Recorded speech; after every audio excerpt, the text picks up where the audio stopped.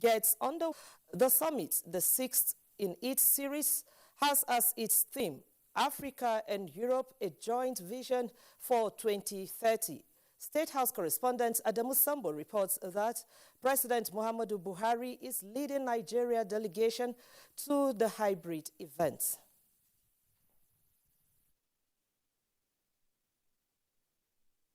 His Excellency the President of the Federal Republic of Nigeria. It was a warm welcome for President Muhammadu Buhari on arrival at the Europa building seat of the European Council for the EU-African Union Summit holding for the first time in 5 years.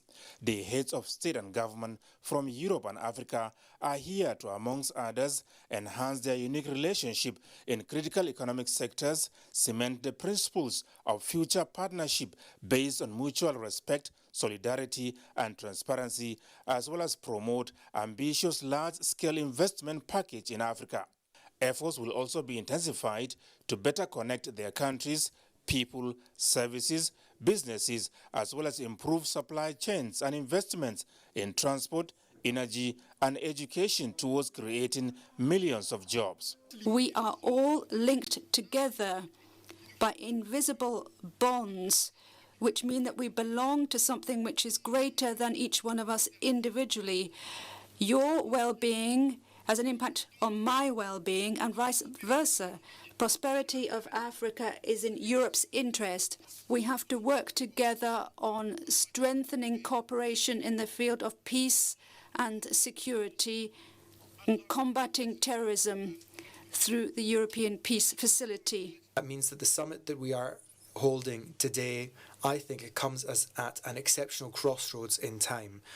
A crossroads where we have to decide as Europeans whether we want to build a new strategy, a new alliance, unique in the world with you in Africa to help you succeed. We are aware that any success will be shared or it will not happen. If the African continent is not successful, the first people to notice, the first people to feel the effects outside of Africa will be Europe. And that is why we must build a new alliance, a new axis together on a number of bases. A declaration on a joint vision for 2030 is expected to be adopted by participating heads of state and government at the end of the summit. It will announce a €150 billion Africa-Europe investment package that will support large-scale investments in green and digital transition, sustainable growth and decent job creation, as well as human capital development. From Brussels, Belgium, Adamu Sambu, NTA News. Vice President Yemi Osinbajo says the federal government would continue to explore ways to support the creative sector and improve other aspects of national life. The Vice President said this when he received a delegation made up of notable artists, musicians, entertainers and creatives from the northern parts of the country. State House correspondent Jide Onifade reports.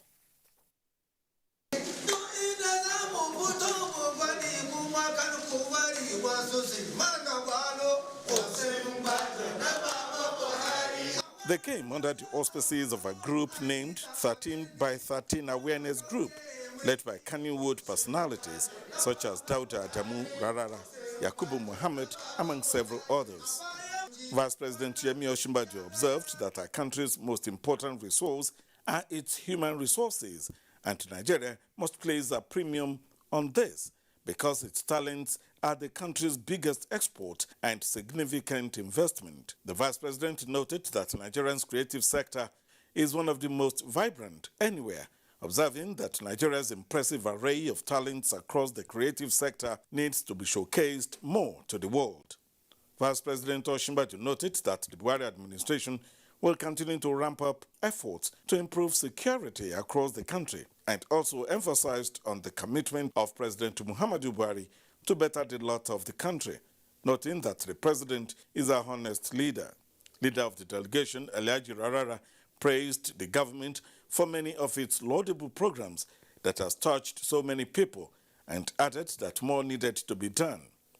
He solicited government assistance in helping to address some of the challenges the industry is facing, especially in the area of financial enablement. The Vice President said he's looking forward to working with the group to resolve the challenges of the industry. In the State House, Jide Onifade, NT News.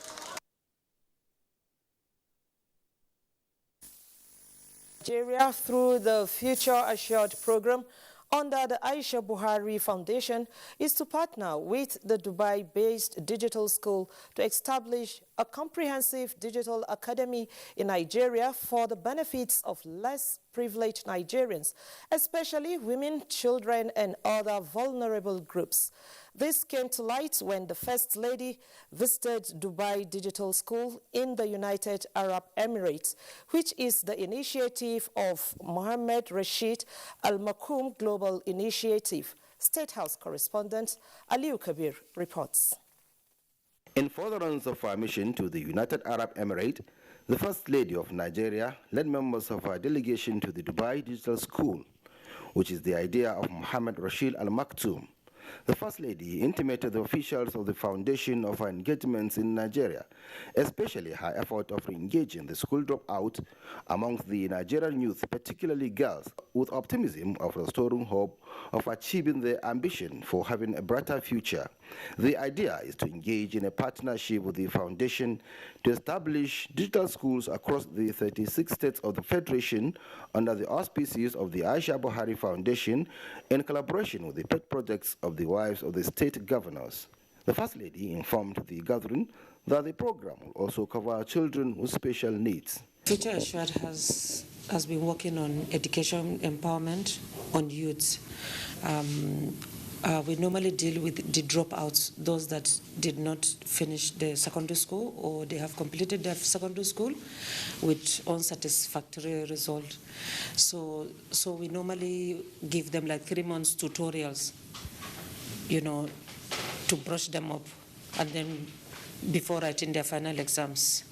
We had 2 sessions of it, and the first one, the success was like 45%, and the second one, the success was 94% recently.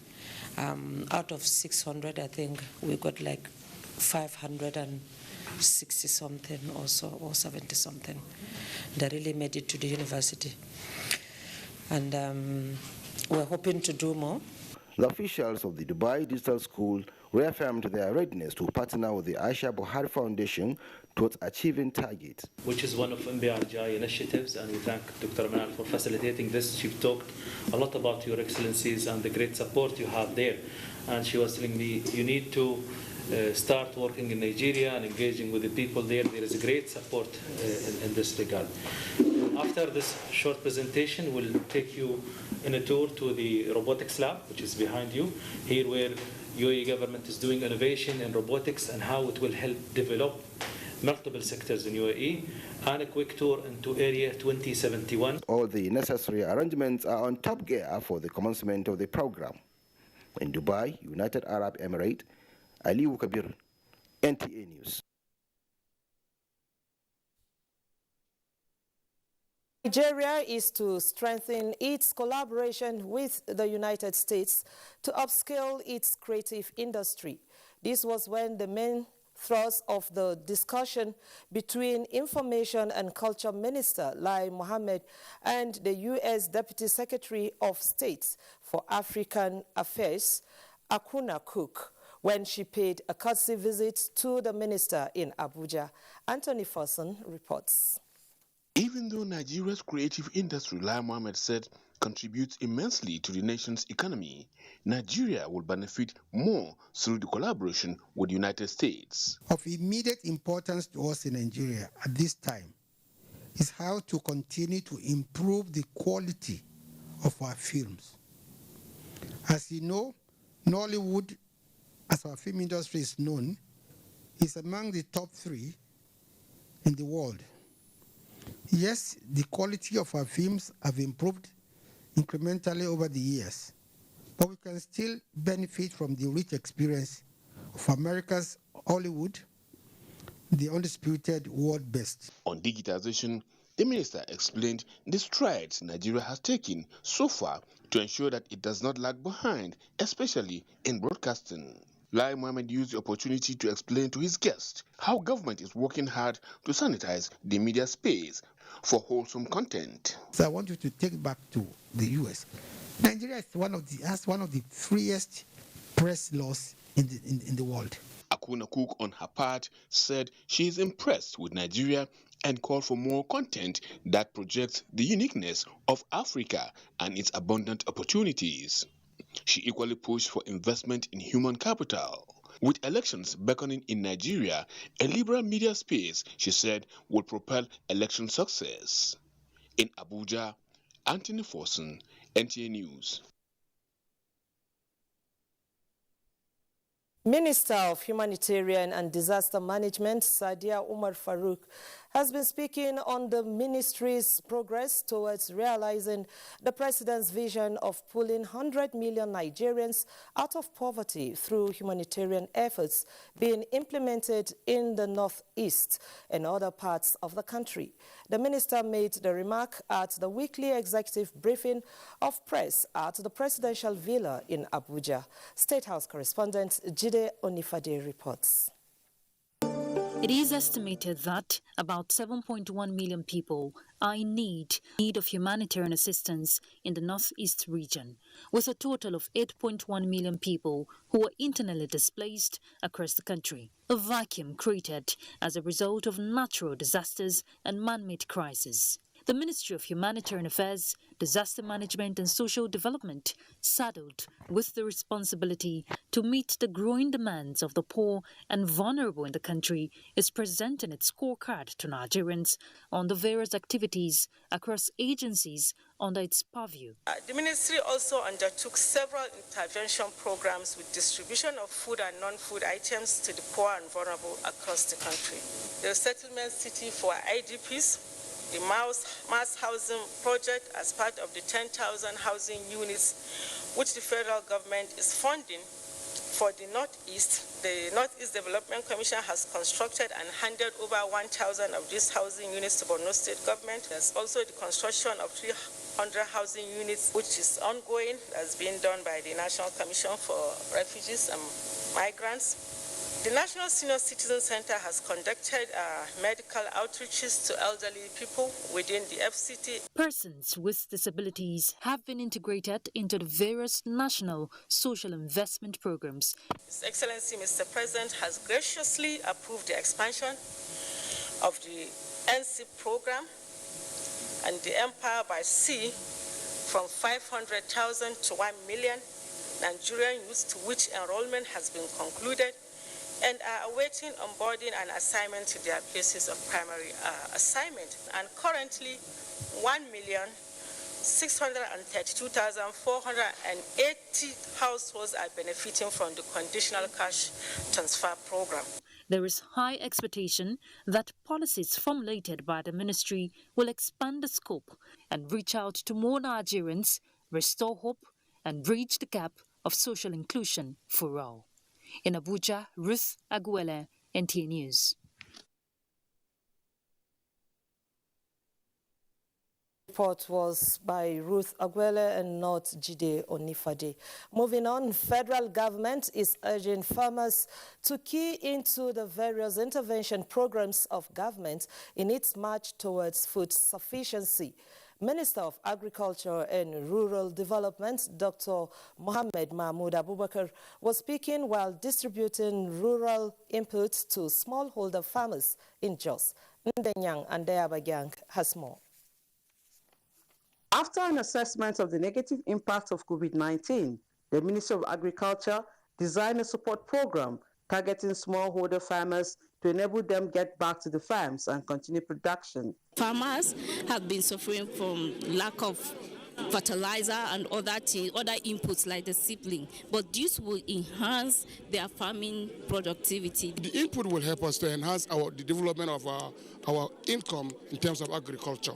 If we use it, usually really will appreciate, we will enjoy it more than everything. This initiative is to enhance farming, create jobs and generate wealth. The minister told farmers that agriculture remains a priority of the present administration to stimulate local production, achieve self-sufficiency and attract investment. Let me appeal to the beneficiaries of this support to make judicious use of this input in order to enhance food production in our dear country. This is a sign of good things for our farmers in this farming season. For choosing to do this in Plateau State, we are highly honored and express our deep appreciation to Mr. President and your humble self for this gesture. We are happy that this event is being flagged up, even in the Plateau. On behalf of the Honorable Minister, congratulate all the women and the beneficiaries. Other stakeholders applauded the initiative of the federal government towards food sufficiency, calling for the sustenance of the program. In Jos, Indenyan, and the Abuja, NTA News. To ensure transparency during the February 26th by-elections for Jos North, Basa Federal Constituency, and Panching South State Constituency, the Independent National Electoral Commission is introducing bimodal voters accreditation system. This was during a meeting with stakeholders at the INEC office in Jos. The reports. As the February 26th by-elections for Jos North, Basa Federal Constituency and Panching South State Constituency draw near, the Independent National Electoral Commission, INEC, is not resting on its oars to ensure credibility during the polls. Brainstorming with stakeholders, INEC says, as an unbiased umpire, it will provide a level playing ground for political parties, as well as ensure that only voters who participated in the 2019 general elections will be allowed to vote. To this end, the bimodal voter accreditation system is introduced as a means of capturing instead of the card reader to further checkmate issues of overvoting.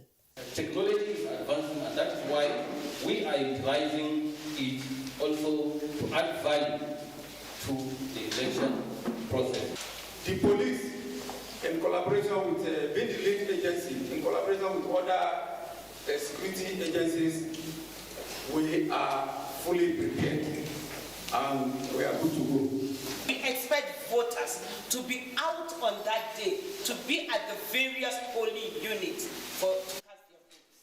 The by-elections followed the demise of the legislators from the Jos North, Basa Federal Constituency and Panching South State Constituency.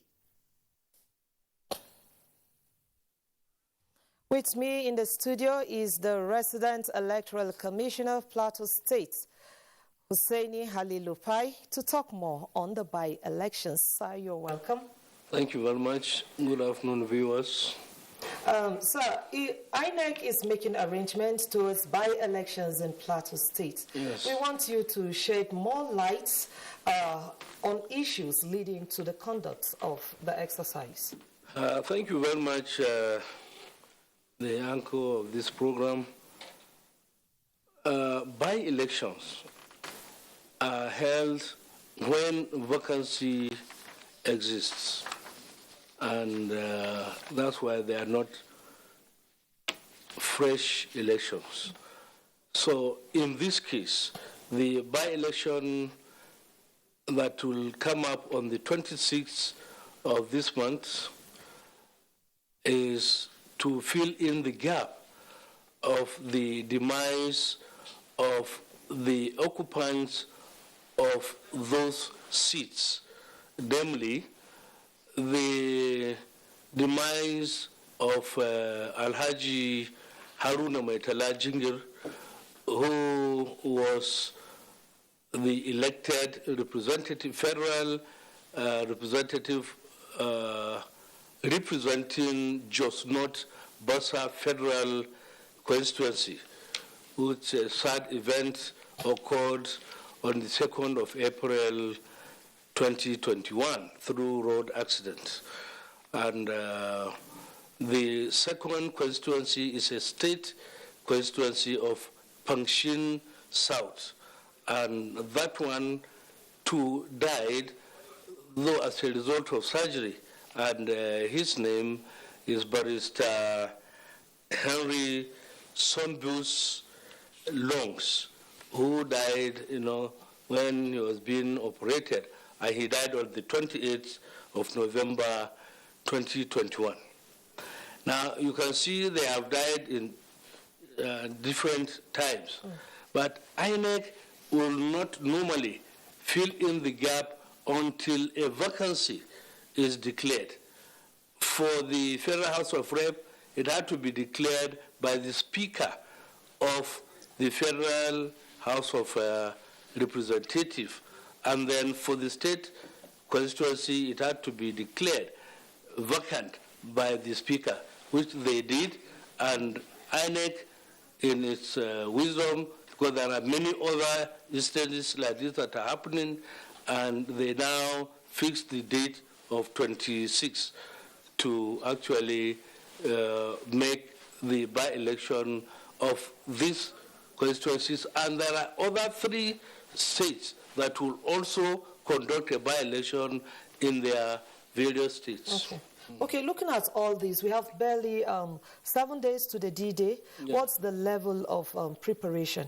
Well, as is traditional with INEC, you know, we always prepare along with the stakeholders. Therefore, carrying stakeholders along is very key in our preparation. For example, we couldn't do any preparation until our meeting with the various stakeholders. Like what you have shown here is one of such, you know, stakeholders meeting where INEC unleashes, you know, how and the pattern of how the election will actually take place. What are the roles of each of these stakeholders, so that at the end we are going to ensure that a free, fair, and credible elections are actually being held. Okay. We have met with the political parties because they are the people that they have the candidates. And in that meeting with them, we need to tell them what they are supposed to do, to collect the forms, to also conduct their primary election, and then to also give us the list of their agents, and we as INEC will monitor such things. Okay, thank you very much, sir. Thank you for being in our studios. Panorama will continue after the break. Stay with us. We need to reach out to the people. We should convince them. We should use the systems that we have used before in getting our people vaccinated over the years.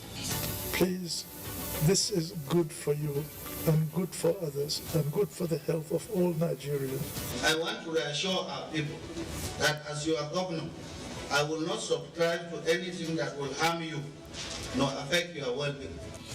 Which has helped other states, including our states, to demonstrate capacity to rise to the occasion in our collective efforts to win the desired war against COVID-19.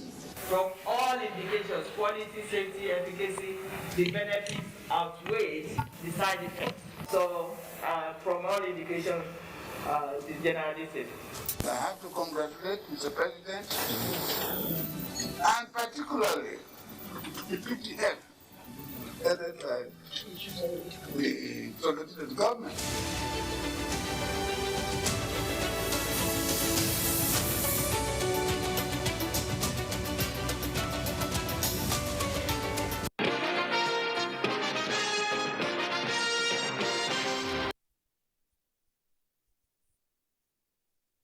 Thank you for staying tuned. Now let's join Cynthia Ogun for sports updates. Super Falcons are battle-ready as the stage is set for today's 2022 Women Africa Cup of Nations final qualifying round encounter against the Lady Elephants of Côte d'Ivoire in Abuja. The African champions are yet to record an outright win in their last 5 meetings with the Ivorians, but the head coach, Randy Waldron, is motivated by his team's mood. In other news, the concluding March Day 13 games of the Nigerian Professional Football League played Thursday produced few goals as Abia Warriors settled for just a point at home after their 1-1 draw against Rivers United at the Okigwe Stadium. Rangers picked a slim 1-0 win over Nasarawa United, while Heartland picked 3 points to keep their relegation escape alive. Dakada FC suffered a lone goal defeat to Gombe United at home. Gombe have now moved to 8th position with 9 19 points, while Dakar FC stayed third from the bottom. It was an eventful night in the Europa League as Barcelona were held 1-1 at home by Napoli in the first leg of their knockout stage playoff tie on Thursday, while Scottish side Rangers shocked Borussia Dortmund with a 4-2 win in Germany. Elsewhere, Real Betis defeated Zenit St. Petersburg 3-2 after scoring twice in the first 20 minutes through Guido Rodriguez and William Jose. But the Russian side fought back to equalize with 2 goals in 3 minutes, scored by Artem Djuba and Malcolm. A 41st minute goal from Andres Guardado sealed the win. In tennis, world number 1 Novak Djokovic has promised to play better than ever as he prepares to return to competitive tennis. The Dubai ATP 500 starting Monday will be the first tournament for the Serb after his unceremonious ejection from the season-opening Slam Australian Open. Djokovic was denied Slam Australian Open title and deported from Melbourne over his vaccination status. With sports updates, Cynthia Ogun, NTA News.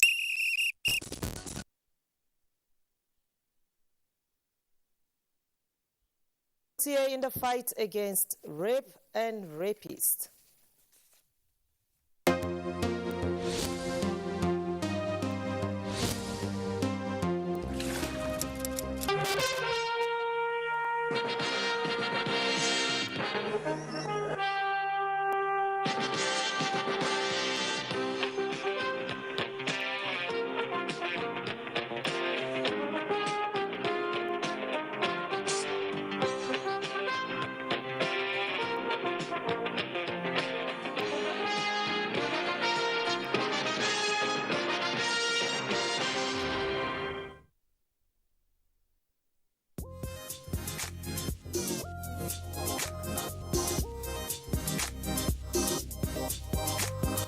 wannan labarin ma yana peji na 36. Ita kuma babban labarin wannan jarida shine ainihin labarin da ke gaban jarida shine ta bayyana cewa ọkwa ji kenga eziokwu nwanne m nwoke Ikechukwu Ndukwe Igbo mam iji wee mee ka ụbọchị na-aga n'anya ya ọjọ́ léwútẹ́lú nù. Nation fún ti òwúrọ̀ yìí ibẹ̀ náà ti sọ pé àwọn ìgbìmọ̀ aláṣẹ ìpínlẹ̀ Benue pàṣẹ wípé. ní gbogbo àwọn ẹ̀ka ní ẹ̀ka ètò ẹ̀kọ́ ní ẹ̀ka ètò ìlera ní ẹ̀ka ètò ààbò.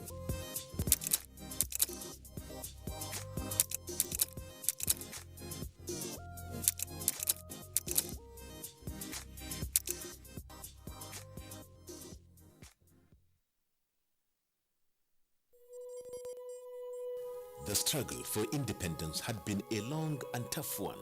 Our founding fathers and compatriots sacrificed their comfort and even shed their blood. We cannot at this point in history afford to spirit away their sacrifices for immediate but temporary gains of today.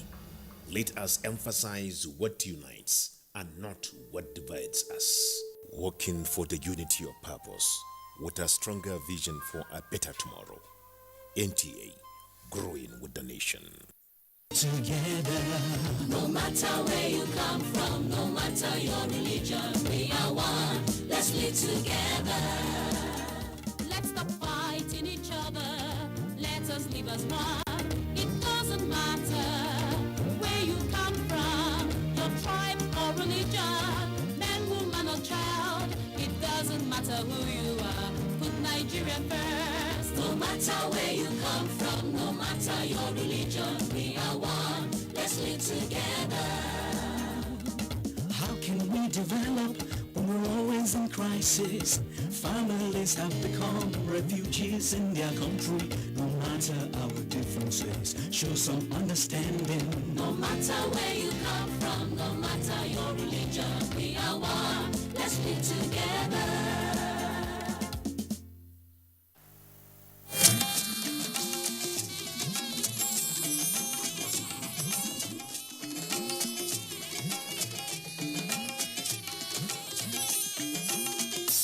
This is the network service of the NTA.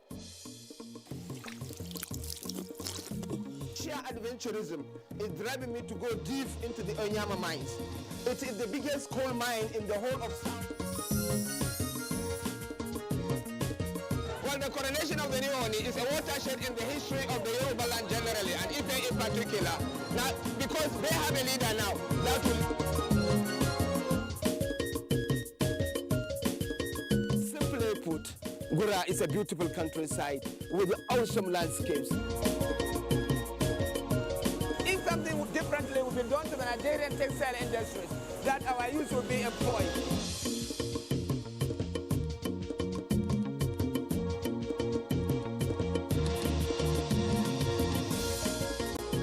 Only the people that attend the church here can tell you. Service in Holy Arosa is evening. We are taking a canoe tour of the communities on the bank of River Niger in Kesu.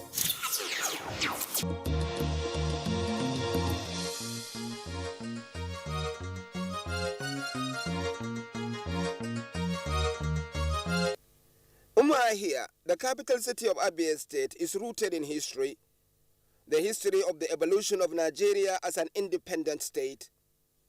It also is a symbol of the imperative of peace and peace building in a country where by the day, groups continue to emerge, raising their voice levels on war and separation. In the Nigerian Civil War of 1967 to 70, there mercifully, I kept realistic and original pictorials of that internecine war, whose wounds are still to be fully healed on the nation. The museum is a triumph of vision and exceptional archiving. You see, the idea of having National War Museum was mooted by T.Y. Danjuma in the year 1977, after his official visit to Yugoslavia. When he came back to Nigeria, he presented the idea to the Army Ruling Council. An approval was given to it. Umuahia was chosen as a place where the War Museum will be located because of the two well-preserved bunkers that was used during the Civil War in Nigeria. The Voice of Biafra bunker and the Ojukwu bunker. They are all here? Yeah, yes, the Voice of Biafra bunker is inside these premises.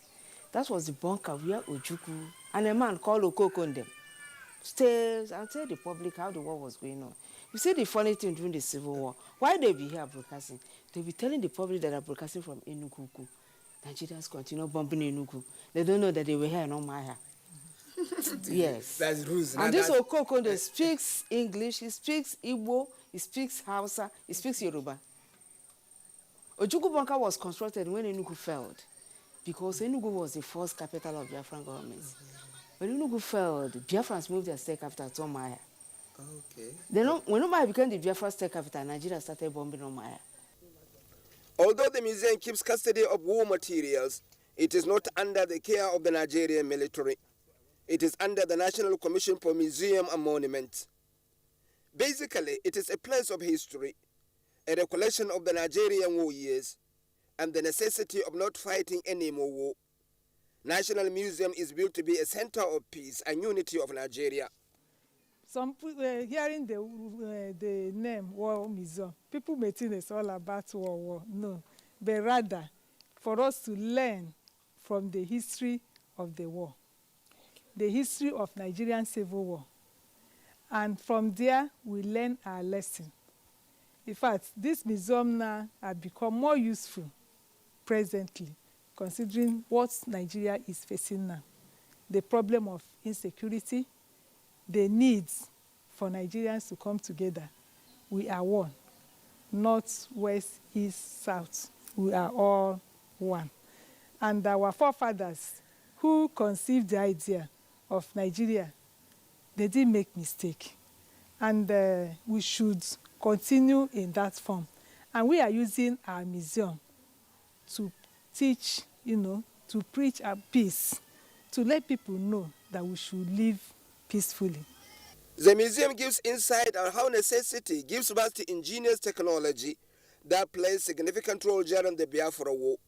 Somehow, the country's technological brainwork falters when there was no more war to be fought. Nigerians were able, they are refining crude oil on their own. So if they can have that initiative to do that, you go over to that place, you see the refinery crudes, they use in producing crude oil, drum developed by the Biafran soldiers, Biafrans. You see Dobinigwe, they were able to develop.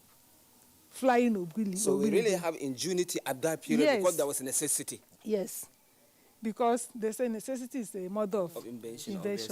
So if, for example, Nigeria have continued in that line, by now, Nigeria would have been more advanced than Japan. The museum houses two famous wartime bunkers from the Civil War years. It has a gallery as well and an outside exhibition. It was opened to the public in 19th January 1985 by Major General Tunde Idiagbon. The outside exhibition is majorly of military hardwares that were actually used during the Civil War. There is an army section, an air force section, and a naval section. At the army section, conspicuous are armored cars from the war years. They came in 3 phases. There are the Time A's. And as the war progresses, more advancements in technology were made. The armored tanks were upgraded to Type B's and Type C's. They are all locally fabricated. You see, at the initial stages of the war, Biafrans were fighting with ordinary stick, then guns. And Nigerians were facing them with sophisticated weapons. They formed what we call RAP, RAP, meaning research and production unit of Biafrans. It's a unit made up of engineers, craftsmen, researchers. Their work is to fabricate war weapons. So these are the first armored cars they fabricated. These are the Type A's. Soldiers shoot through the windows of these armored cars. When this one shoot, the other one shoot, the other one shoot. Nigeria think that are shooting at 360 degrees. Now, later on, there was an improvement. This is Type B. Okay, the later developed.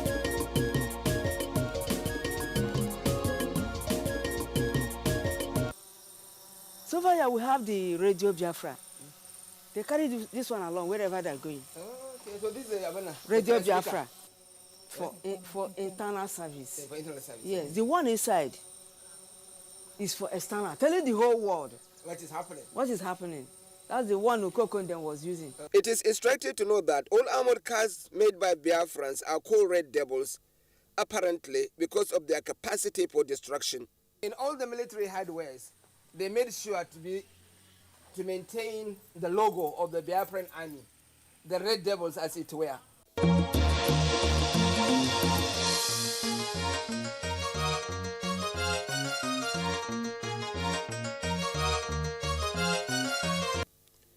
Away from the armored vehicles are an exhibition of war tanks, many with a bit of history. Well, we are continuing our inspection. So far, we have been showing what the Biafrans have been able to fabricate at that time. But this one belongs to the Nigerian government, or belongs to the Nigerian soldiers. It has been taken away in the field of battle by the Biafran soldiers. And it is today here on exhibition, madam? Yes, okay. It's called Panhard Armored Vehicle, French make. And it was used by Nigerians. Then at the Battle of Ugota, which is in Imo State, it was captured by Biafrans.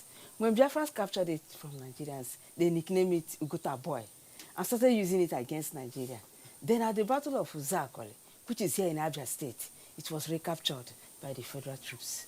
Okay, so they collect their things back. Yes. But why is it here now? You know, how did you get it back here now? Yes, you see, after the war, some of them, all of them were abandoned where they where the war happened, yes. Where the war took and place. some of them were taken to military zones, and when this museum was about to set up, informations were given out. So some of them were retrieved from Umudike, some of them were retrieved from Obakala, Maya. Okay. Then we retrieved them to this place. So you retrieve your boy? Yes. If there was any weapon that leaves behind echoing memory of its capacity for tragedy during the Nigerian Civil War, it was definitely the Egbunibe, the celebrated mass killer. If there was anything the Igbos or the Biafran soldiers were known for or were popular for during that civil war of 1967 to 1970, it was in the Egbunibe, or the mass killer. I'm not Igbo too much to be able to pronounce it very well. But it is in that weapon that has been a horror, to virtually everybody who had it or who had the misfortune of going through it. Well, it looks simple enough to the eye, and this is it. This is a picture of it. The real Egbologbe, the way the time it was. Well, anyway, the time it is. And still it's here, so at the museum. Madam, how do you properly call this one? It's called Obunigwe. Okay. That's mass killer. All right. Mass killer. It kills in millions. It doesn't kill only one person.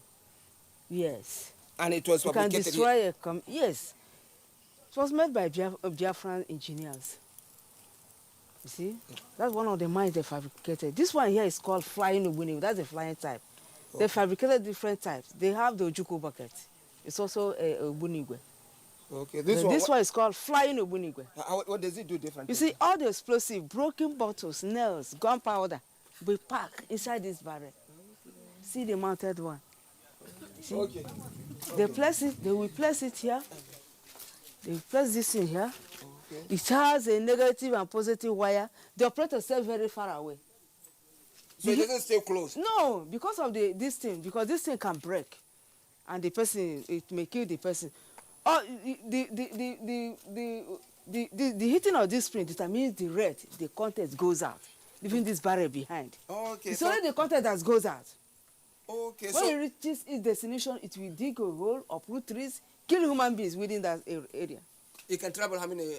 Depending on the position of the enemy. Okay, but what distance can it cover? It can cover about maybe 20 kilometers. That distant? Yes, or more than that.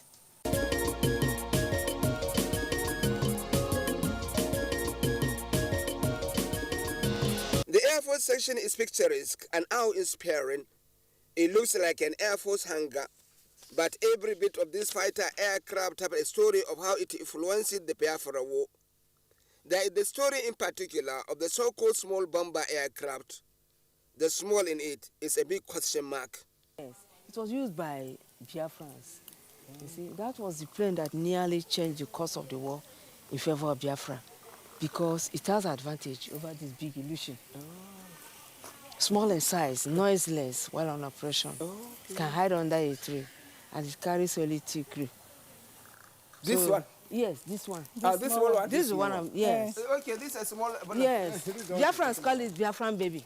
Okay, the Biafran baby. Nigerians call it Biafran mosquito. Again, all the aircrafts here have seen war at different theaters in the Nigerian Civil War. They are from either side of the war divide.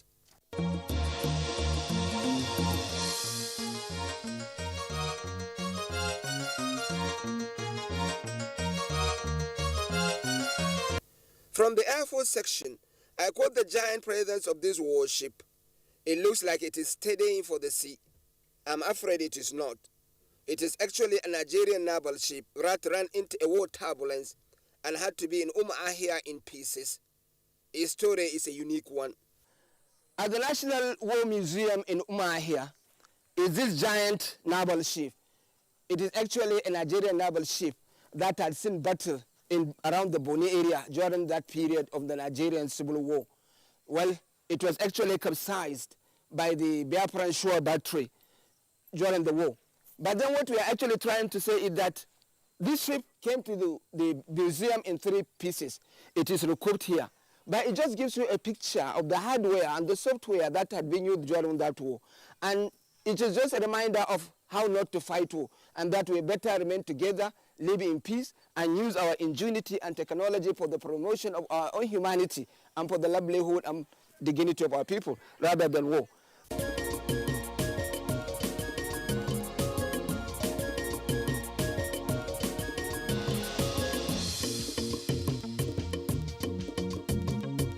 Okay. This is an anti-aircraft gun, normally back. This is back of this ship. Okay. We also have it at the front of the ship.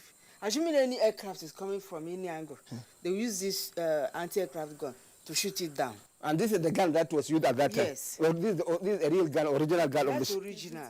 We took a journey of the inside of the ship just to discover what is inside it. Okay, go ahead.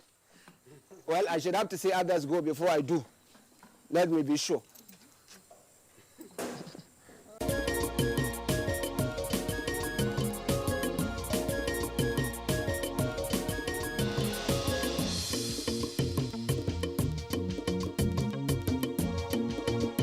This anti-submarine gun come along with this ship.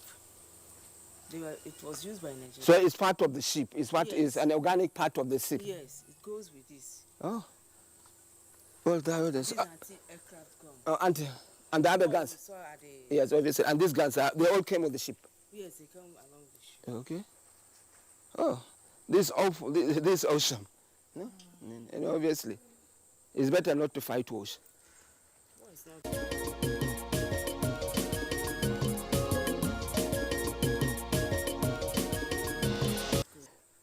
The education is too many or too much. I don't know how to put it.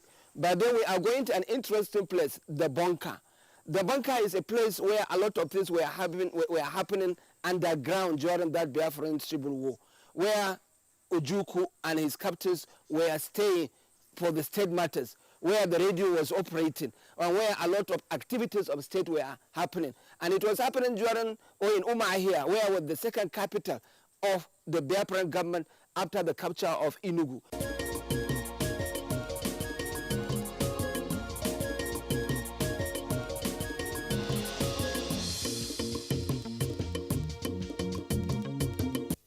We took the sails down the Radio Biafra bunker.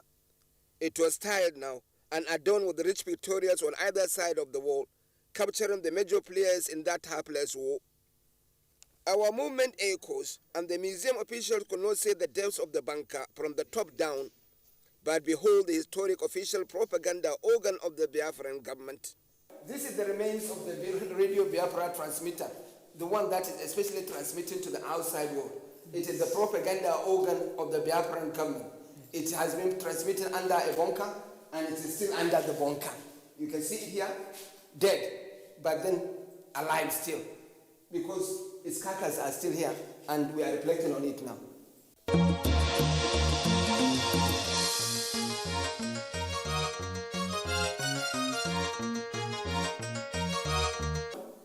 I haven't made a name as a broadcaster or an announcer, but obviously this is the original announcement desk of Radio Biafra. This is where most of the broadcast is going on through. This is the background, this is the table, this is announcer's table, and this is the seat. Original from that period between 1967 to 1970. It is still maintained, it is still preserved. Apparently, the remains of the war, but how beautiful to keep a record of history.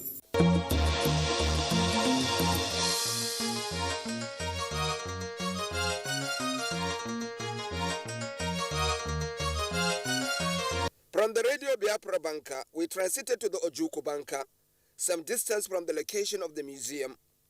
At the entrance, I took on the museum's curator, Evelyn Ihioma Oswagu. We are still in the business of collecting. But are you getting new collections? Are you having new? Yes, we do. We do. Okay. We do.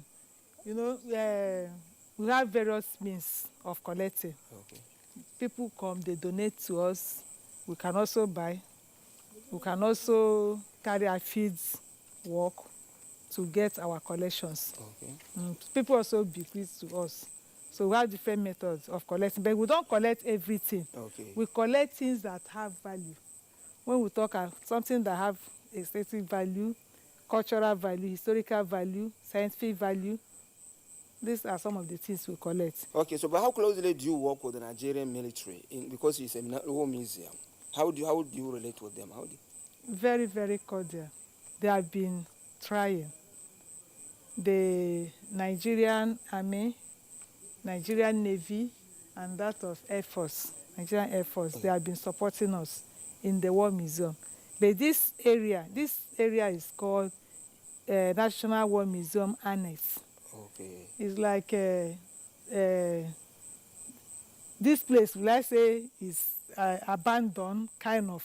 Okay. You know, not more attention. It doesn't see so much of attention. Yes, the attention given to this area is very, very small. Compared to what compared to the. And this one is very significant too. Very, very, because this is the government's Biafran State House. Like the Asho Rock of Biafra. Of Biafra, yes, is this place. Okay. So, and you can see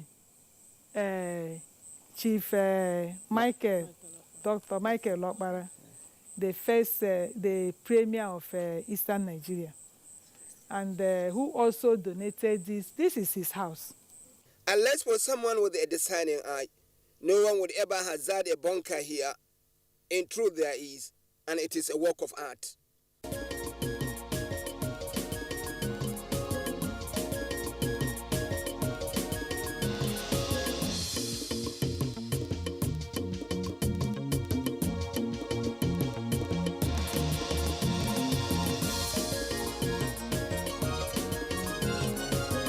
along the tunnel. Okay. As you were told earlier on, the bunker is 26.9 feet deep. Okay.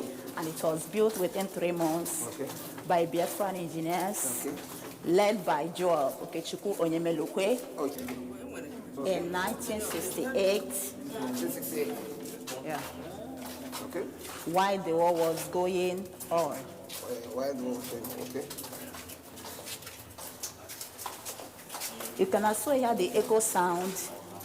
The echo sound, yes, which signifies the inbuilt security. Okay. And when they are inside here, when you touch the door outside, it passes the information down to them that someone wants to come in. Okay, so the echo has an impact on the people. Yes. That means anybody touching the place, you hear the echo. Yes. There is a breach of security. Yes. The bunker is a complete house with a conference room, bedrooms, kitchen, and toilets. This is where all issues of state during the war was administered.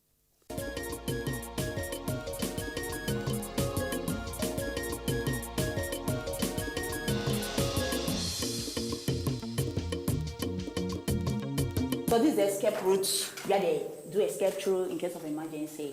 But then there were never an emergency because people never knew there was a bunker here until after the war when it was made open to the public.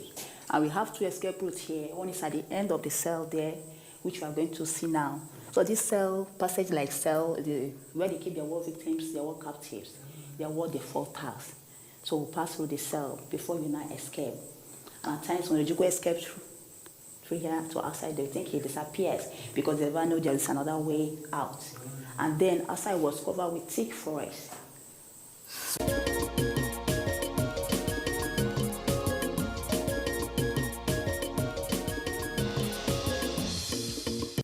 Although there was no history of escape through this route during the Biafra War, I tried my escape through it. It requires nerve.